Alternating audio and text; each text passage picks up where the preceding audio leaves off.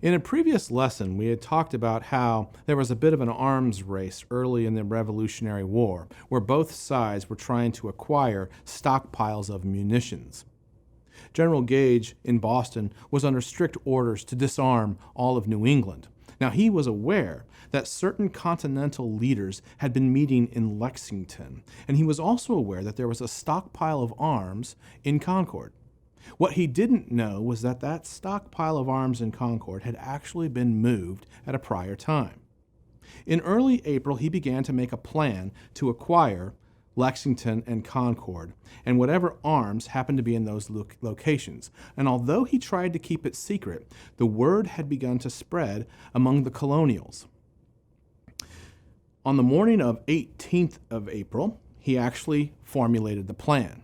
The next day, the British Army was going to leave Boston and go after the arms at Lexington and Concord. Paul Revere famously made a midnight ride.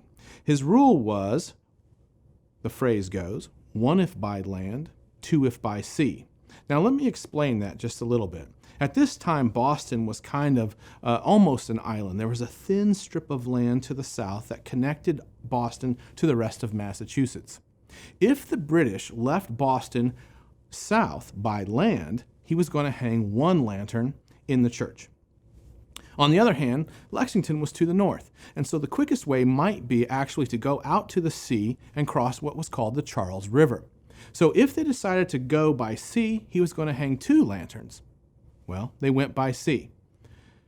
Revere left Boston, alerting the countryside, and 2 lanterns were hung in the church.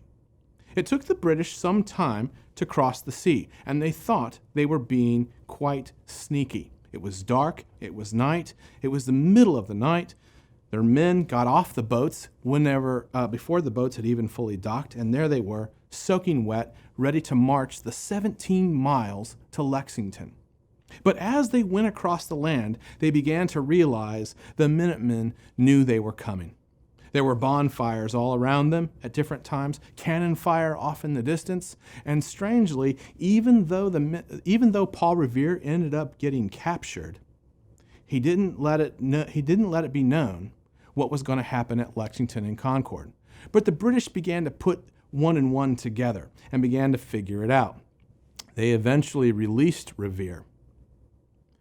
Meanwhile, militiamen, Minutemen, began to collect in large numbers.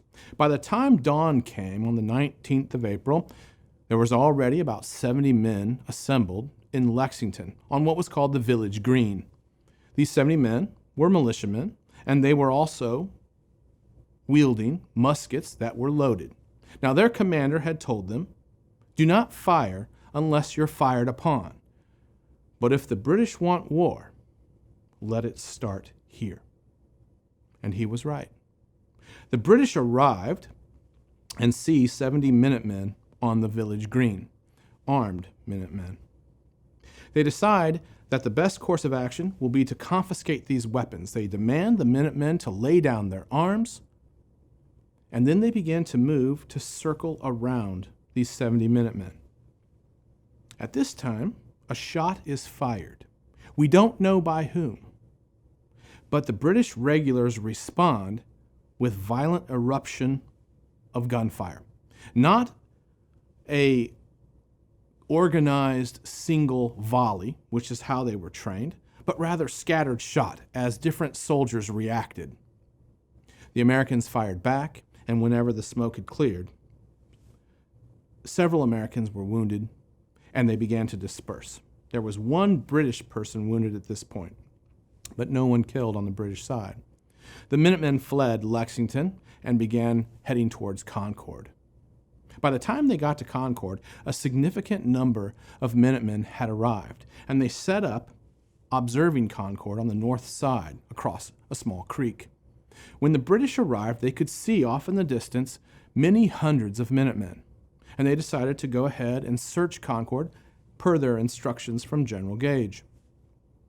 They decided to send a small attachment of British regulars to guard the North Bridge. Now, it was a small number, and they could see up on the hill on the other side of the bridge many hundreds of Minutemen. As the British regulars began to search Concord, they found some armaments and decided to set fire to these. They ended up having a fire that got well out of control, and a small bucket brigade was created to try and control the fire. They were also dumping all kinds of food into the mill pond and just generally destroying all kinds of things in Concord. The militiamen who were up on the hill saw this and began to advance towards Concord to get a better view. Meanwhile, those British regulars were at the North Bridge. As the British regulars became more and more nervous about this very large force, a couple of them fired into the American side. There were some people wounded by this. In fact, 2 people died. The Americans responded by firing on the British. 3 British people died, and their ranks broke. They fled back into Concord. The militiamen stopped and held their ground. Meanwhile, the British put together their forces and began a march back to Boston. Now let's take a moment and pause here and think about what these British soldiers have been through. They got up very early in the morning, crossed by sea, got soaking wet, marched 17 miles to Lexington, had a skirmish, marched further to Concord, where they've now had a second skirmish.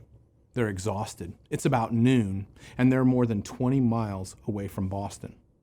So they begin a tactical withdrawal from Concord. They think, we've accomplished our goal. We were told to go to Lexington and then to search Concord. Let's get out of here. But they have 20 miles to go, and they're exhausted. And what they didn't expect is that over those hours, more and more Minutemen began to arrive. As the soldiers slowly marched back towards Boston, walking along wooden trails and walking along small roads that were surrounded on both sides by trees, they began to realize that the Minutemen had begun to fill all those forests. And as they walked, Minutemen continued to take shots at a safe distance on all these redcoats. It ended up turning into a terrible and terrifying ordeal for the British. They began to run towards Boston, but they were too far. They were exhausted. Meanwhile, thousands of Minutemen collecting and firing on them. It took hours, and the British regulars continued to flee, and their morale broke. Until finally, General Gage from Boston, who had been alerted that his secret plan had been found out, he sent more soldiers from Boston to meet these British regulars. By the time they reached the area around Boston, hundreds of them had been killed and hundreds had been wounded. On the morning of the 20th, if you would have been in Boston, you would have seen quite an amazing sight. As the sun came up, Boston was surrounded by 15,000 Minutemen, most of them from Massachusetts. And over the next several days, even more would pour in from other colonies. The Minutemen had responded, and now Boston was besieged on 3 sides. But it was a port, and so it could always get out by way of the water. The colonials sent a report to London about this battle, Lexington and Concord. It was important to them that everyone realized it was the British who had started this, and it was the Americans who had finished it. General Gage's report on what happened at Lexington and Concord came weeks later, and by then, it was too late. Parliament had already heard the American side of things. Lexington and Concord is extremely important because the unthinkable had happened. Number one, Britain had fired upon and killed colonial militia. And number two, equally unthinkable, the colonial militia had won a skirmish, and Boston was now surrounded.